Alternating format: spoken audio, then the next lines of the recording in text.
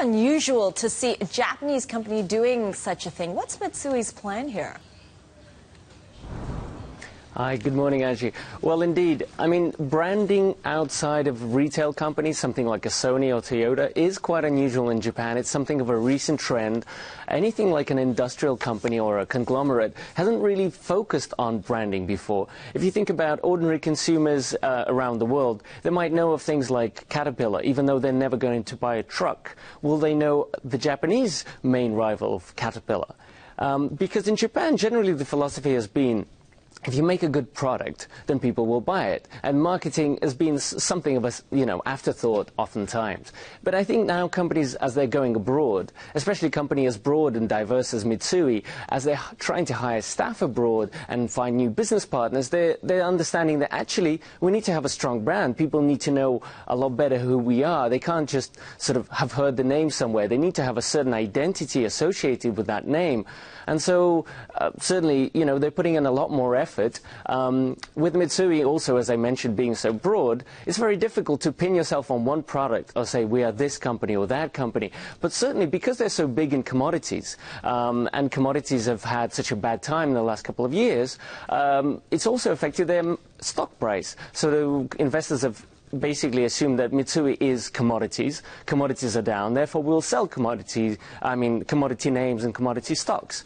And so obviously that's really made Mitsui think, wait a minute, we need to explain to people that we're a lot more than that, but to able to shift focus to sort of outside of commodities and to present ourselves as, a very diverse company, we need to build a much stronger brand. And that's what they've really been focusing on.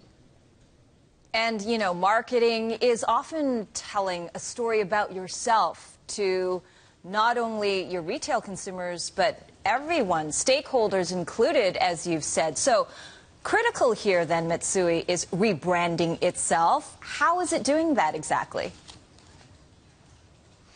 Well, it's doing it in two ways.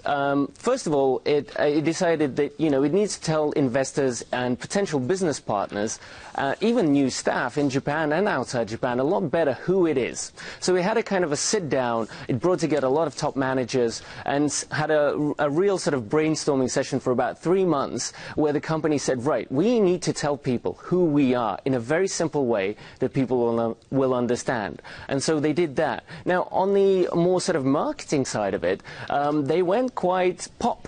They hired a famous Japanese designer, Kashiwa Sato, who basically does a lot of product design and brand design for sort of more traditional retail brands like Uniqlo. Even does sort of a product design for a Japanese pop band, SMAP. And they said, we need a better logo, we need a good slogan, and we need, to jazz ourselves up. So that's what they've done on that front. And they say that there's a lot more coming, though they won't exactly reveal the brand strategy fully at this stage.